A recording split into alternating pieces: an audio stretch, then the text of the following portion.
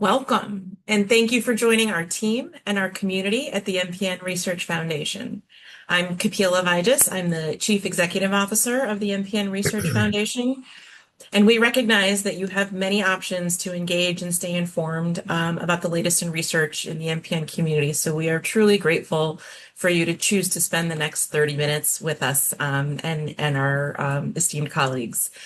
Today's conversation is designed to connect research insights shared at the 2025 American Society of Hematology annual meeting last December and talk about what comes next. ASH 2025 highlighted meaningful advances in both the lab and in the clinic, but it also underscored some critical gaps in our understanding of MPN disease progression. This discussion today builds on our recent announcement of the MPN Progression Registry, which is designed to capture real-world evidence by following patients across their clinical journeys and incorporating patient-reported outcomes. By linking these clinical data with the patient voice, this registry has the potential to address unanswered questions and deepen our understanding of how MPNs progress over time.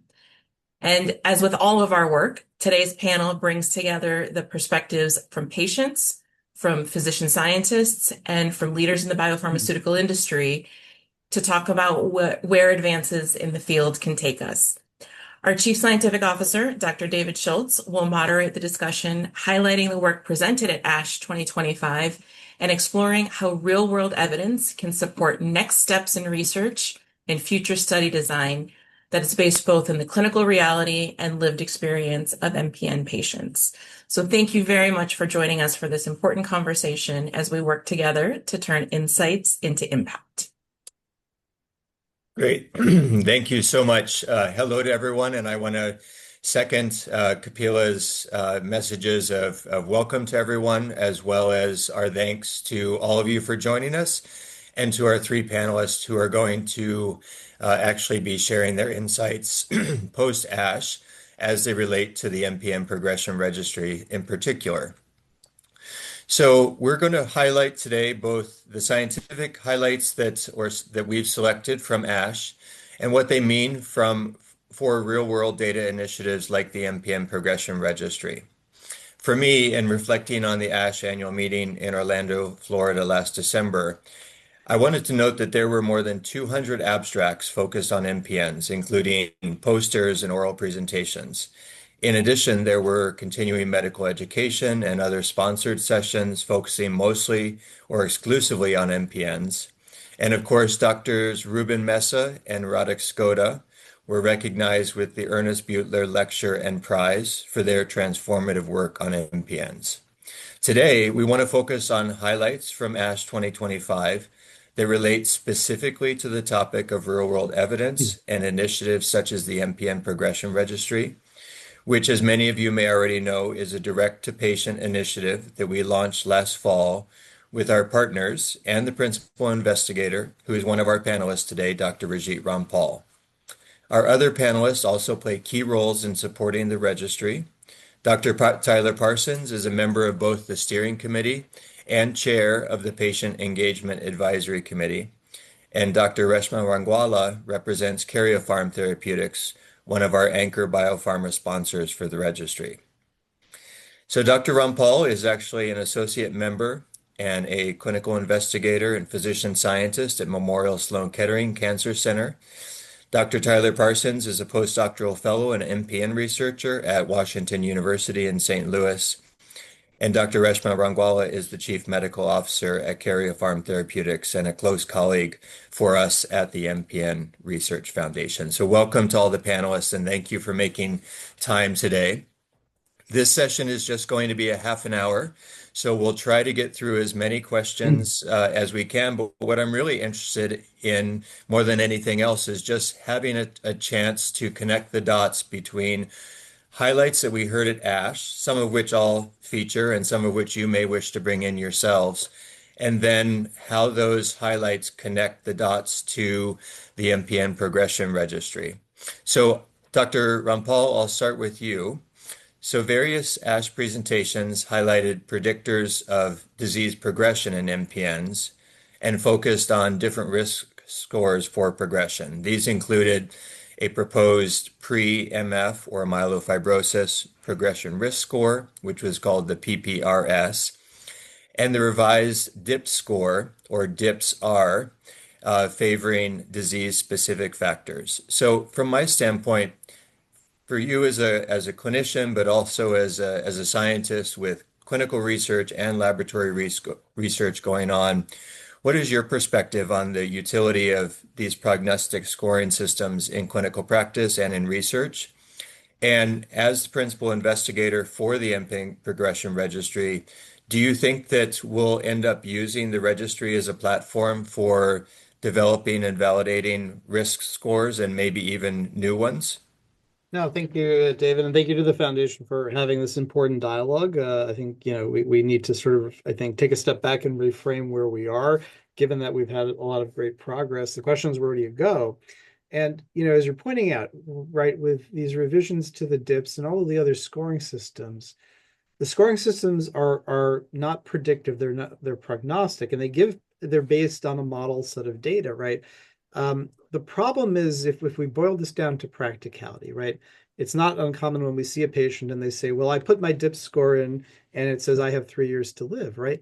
But this is not how we can use it. It gives us a relative sense of what the progression risk might be, but might is the key word, right? We don't have true biomarkers. And just for reference, what is a biomarker? A biomarker is something which should change as a disease worsens, but should be is something that is modified by a treatment, and declines if that associates with an improved outcome for the patient. And that is one of the things that we are really lacking in this field. Now we have putative biomarkers, but they haven't been validated. So that the problems that we face are that we are building models on relatively small sets of data. And when you have a somewhat complex and molecularly heterogeneous group of patients, it is likely that their trajectories are going to diverge. So how do you model that, right? The only way to do that is to increase, the number of patients, but also to increase the depth of data. You need really multidimensional data sets to begin to address these questions. And so, yes, the tools that we have now are useful in clinic to give us a relative sense of where a patient may be headed. But the task here is to build a more reliable biomarker-driven, based predictive tool or tools that we can use to really understand where a patient is in their journey, and that will help us decide when and how to intervene. And I think that is, in my mind, one of the tasks that we have at hand Mhm. with the registry. Yeah.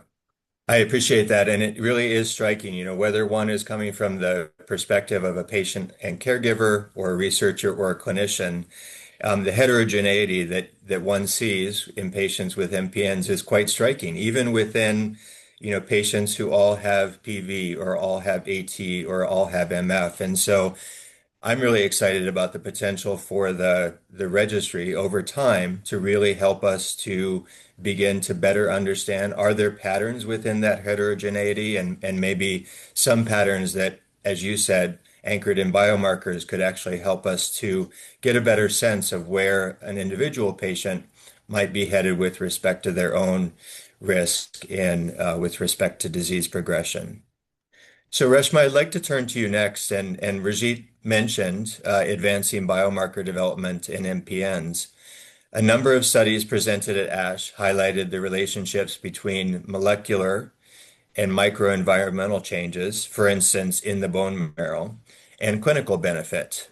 For example, CalR or calreticulin or JAK2 variant allele frequency, essentially the percentage of mutant cells in the bone marrow or the peripheral blood versus wild type or normal cells.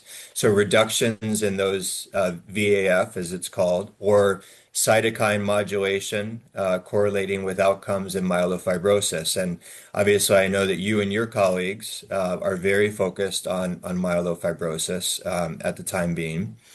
How should we be thinking about the role of biomarkers, whether it's VAF, cytokine levels, or other emerging biomarkers? And within the registry context, which biomarkers are most feasible and meaningful to capture specifically in the context of biopharma R&D? Yet the MPNRF, we're certainly very excited about the shape of the pipeline today as it relates to MF and other diseases, and really appreciate the role that biopharma plays in really moving that pipeline forward towards drugs that are approved for clinical use. Yeah, great questions. And I echo Dr. Rampal. Thank you for the invitation to speak. Within the pharma space, right, sort of like one of our primary remits is to be able to develop new therapies for the treatment of multiple diseases. In this case, we've got an ongoing phase 3 specifically for patients with myelofibrosis. We are very interested in the broader MPNs as well as other hematologic malignancies. But in that context, when we develop these clinical trials, obviously we are looking at efficacy, right? And we define efficacy by very traditional conventions. In the case of myelofibrosis, it's going to be the degree of spleen volume shrinkage, the symptom benefit. We're looking at hematologic parameters, including anemia, as well as transfusion burden. But with that said, we need to understand why is that happening. As we've mentioned, this is a very heterogeneous population. There are multiple drivers to this disease. We know that, CALR, MIPL, JAK are going to be implicated, as are P53, NF-kappa beta. And so the role in these clinical trials is not only to measure efficacy from the spleen, the symptom improvement, but also to better understand changes at baseline and over time with each of these different entities, so we can start to explain why sometimes these benefits occur, in which populations do they occur in, why do we lose those changes? So we see this decrease, but then potentially we see this increase. Is that a marker of progression? So being able to assess the efficacy, but also changes in these parameters are really important to better understand not only the role of the drug that we're developing, but the long-term prognosis of these patient populations. I think Dr. Rampal mentioned it very well, though. We are very limited, though, in our sample size, right? When we enroll 350 patients, yes, we can start to make correlations, but we can't make those definitive correlations. And for that, we really need much larger patient samples, size, number of patients to really make those robust correlations. And that's why I think this registry is absolutely so important, because we need, again, those patient numbers to make those robust correlations. When we think of, sort of the biomarkers that we collect, by and large, we're looking at the VAFs, the cytokines, the bone marrows, the aspirates that Dr. Rampal just mentioned, right? Again, very traditional assessments that any pathology lab can do. We report those results. Now, with that said, though, we maintain those samples, right? So as the technologies, as new biomarkers emerge, we want to continue to evaluate those samples to, again, better understand our understanding of the changes in these biological specimens. So I'll give a good example, and then I'll stop. Bone marrow, right? So we've got pathologists, we've got central reviewers assessing the fibrosis, but we know, right, already within our lexicon is use of digital pathology, AI tools to better understand, right, and maintain consistency in terms of how we evaluate bone marrow fibrosis. We collect it over time because we really want to understand that temporal change as well. So any kind of living registry just allows the data to be relevant not only today, but into the future as well.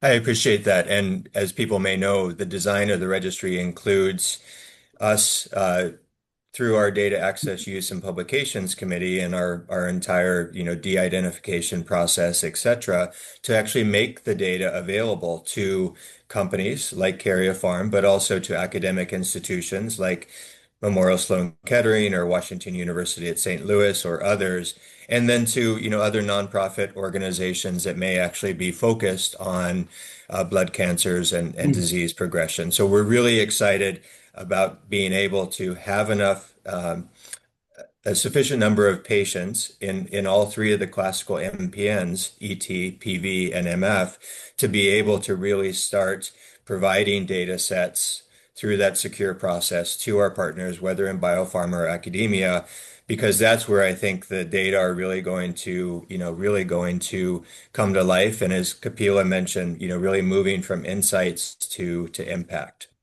So with that, Tyler, one of the things that you and I talked about post-ASH was a sense of convergence, which is, I think, somewhat new with respect to the priorities of clinicians, scientists, patients, and patient advocates. And perhaps in particular, with a focus on understanding, predicting, and managing disease progression. Disease progression, when one talks to patients and researchers, clinicians, it does seem to be the phrase that is rightly on everyone's lips. And as it relates to convergence, you yourself, in many ways, I think are a convergence of these different perspectives, and that you're both an MPN researcher, you're very involved with us and our patient-centered research mission at MPNRF, but you're also a patient. And so I wonder if you could talk more about the convergence that you saw at ASH, how you saw that showing up, and then how do we take advantage of that convergence of interest and priorities in the context of the registry? Thank you, David. Yeah, I think it's a really interesting moment where a lot of times, maybe in other diseases or in decades ago in the MPN space, patients, as you mentioned, are always focused on how can we slow this down? How can we talk about MPN in phases of a chronic phase and an acute phase, and is there anything that we can do to slow that progression down? And I think in the past there were less of these conversations happening at ASH because the technology was limiting and the science might not have been up to the same pace or on the same page, just being limited by what was available to use in the clinic and in the labs for the questions that the patients had. But now I think, as you mentioned, even just the last couple of years, you can see an uptick in the ability to ask some of these more pointed questions as technology emerges to answer them.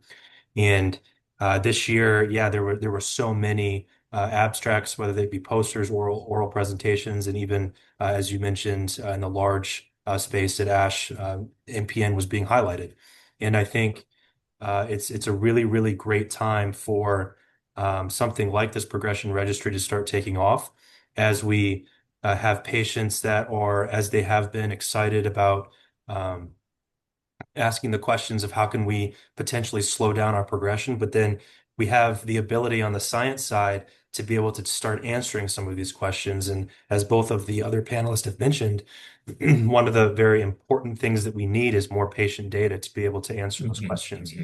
And because everyone is kind of on the same page and everyone is thinking about the same thing right now, it makes it a really, really good time for the MPN Research Foundation to have this as patients begin putting in more and more information, and researchers have the tools to be able to take that information and start doing something actionable with it. So yeah, you're absolutely right. ASH was very exciting for me, for both sides of things that excite me. And I think it's just going to get better as technology improves and we have more and more MPN patients who can start seeing that there is progress being made. Wonderful. And I really want to recognize and thank the role that you're playing, at the foundation in general, but especially as it relates to the registry, being both on the steering committee and then chairing our patient engagement advisory committee. We've got about 10 minutes left, and so I'm going to ask each of you one more question, and then we'll start to move to our wrap up here. And these are going to be a bit shorter answer, so maybe just a minute or two. But there are a few other questions that I'd like to get to before we wrap up today. And so, Rajit, I'm going to turn to you again and just mention that there seems to be emerging evidence that earlier intervention may influence long-term outcomes in MPNs. And so the question I have is, how should we rethink the optimal time to treatment in MPNs? As Tyler mentioned, there's, really we think of different phases, if you will, a chronic phase, acute phase, et cetera. But how should we rethink the optimal time to treatment in MPNs? And are there clinical or molecular markers that you think should prompt earlier initiation of these, potentially disease-modifying therapies that we see in the pipeline? Yeah, I think this is a great question. I mean, taking a step back and thinking about cancer in general, right? I can think of no cancer where waiting for patients to progress along and then introducing a therapy is a recipe for success. It just, we even with if we think about, even the example of a chronic myeloid leukemia, which, has been that is one of the, historical revolutions in medicine where we have highly effective drugs for disease that when I was a medical student was still had a lifespan of 3 to 5 years. When those patients, if they don't get treated and they progress to an accelerated blast phase, even though our modern medicines don't work that well, and that we have to think about these diseases the same way. Now, this comes back to the whole concept that we're talking about here in terms of, identifying predictive markers, because we know from clinical experience there are patients who are diagnosed incidentally by blood work, but they're clinically fine. They're doing well, Mhm. right? How long will they stay in that state? That's part of the question we want to try to answer, because that leads to the next question, which is, can you then define when the right or perhaps optimal time is to intervene with a treatment? And it is not when they have advanced fibrosis and, a spleen that is, so massive. So in order to answer that question, in order to kind of really define when is the optimal time to treat, we have to have a better sense of the trajectory of one's disease. So it really all comes back to answering the first fundamental questions. And we'll learn, about the biology in terms of defining different disease trajectories for patients, because it's going to come back to, likely both the genomics, but also the environment, a lot of different things, that go into the biology of myelofibrosis. But the only way to answer all of these questions really starts with the fundamental question of where is this a patient's trajectory going to take them? Yeah, that notion of disease trajectory is both exciting and I think deeply impactful. Hopefully something that can be put into practice and can really give patients a sense of where, they are likely to be headed. Again, it's always hard to say at the individual patient level, but better data will help us to really give a sense perhaps of what a disease trajectory may look like. So when we think about disease trajectory, obviously there's nothing more that any of us wants than to actually have disease modifying therapies. So therapies that are not just controlling symptoms, whether that's reflected in spleen size or whether that's reflected in, a total symptom score. And from my standpoint, I think that combination therapies, as are in development for myelofibrosis, for example, are one of the ways that we may actually get to that disease modification that we're seeking. And Reshma, I wanted to ask you, one of the drugs that's being studied right now is the one that you know well, that Karyopharm is moving forward, which is called selinexor. It's currently being studied in a phase 3 trial, and at ASH this year, one of your colleagues presented a poster showing that this drug, selinexor, has the potential to be disease modifying. And obviously, in the registry, we'll have the opportunity to follow patients with myelofibrosis over many years, including retrospectively in the past. And then get to see the effect when the myelofibrosis patients, for instance, begin receiving combination therapies. You're a clinician and a scientist and a executive at a biopharma company. What's your perspective on what disease modification really means in myelofibrosis, and how will we know it when we see it? Yeah, at a very high level and quite simplistically, I will say, we define disease modification really as just the elimination of the underlying mechanism that leads to the development of the enlarged spleen, constitutional symptoms, worsening cytopenias, leukemic progression, right? Comorbidities, including portal hypertension. These what I just described, those are the symptoms, but there's the pathogenesis. And again, that disease modification is really understanding what are the drivers of that pathogenesis and how can we reduce or eliminate it, right? I think your second question is more challenging, especially in the context when you only have one phase 3, as I mentioned, 350 patients, right? Yeah. Trying to really show decreases in leukemic transformation, which are already rare events, right? With markers such as, malignant cloned levels, VAFs can be very challenging. So, what we're going to do as part of our phase 3, this isolated phase 3, is really to look at trends, right? So we see the spleen volume reduction, we see the symptoms. Yes, we're seeing this potential trend and decrease in cytokines, et cetera. But I think what we need is, again, to do the more robust analysis. As I mentioned before, we just need those patient numbers, right? And to replicate those same analyses, not in hundreds of patients, but now hopefully thousands. And those are really important studies because it gives us a better idea of the biology, the pathogenesis, but from a drug development perspective, those data can then be used to potentially have the FDA file on some of those surrogate markers, right? That is truly where we want to get to, is that if we can show a decrease in a VAF, right? Is that sufficiently correlated to long-term outcomes that we can get a drug approved much faster? That is ultimately what I think the entire space is aiming to achieve.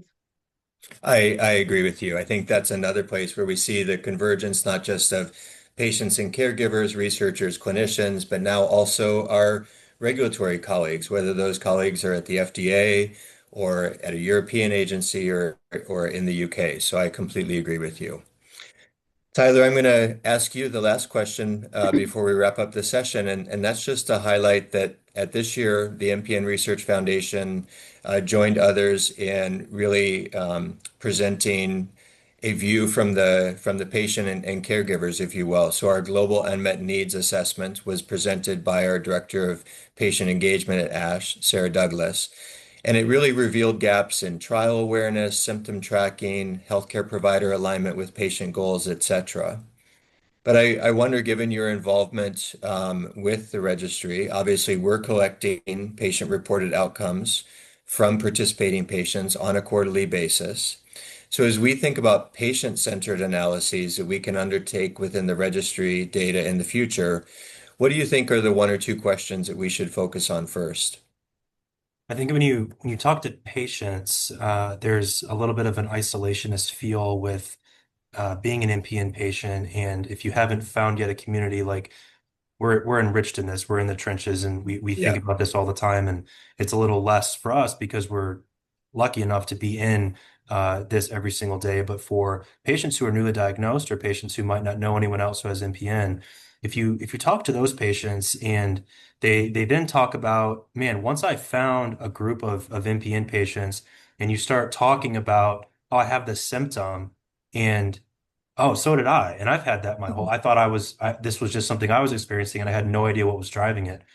And I think as we collect more patient stuff in the registry, and I know we spent a lot of time talking about kind of the scientific stuff, which of course is very important as well, but patients being able to see, oh, 87% of everyone who is enrolled in this registry also has this symptom. I didn't know that was a symptom that had anything to do with MPNs.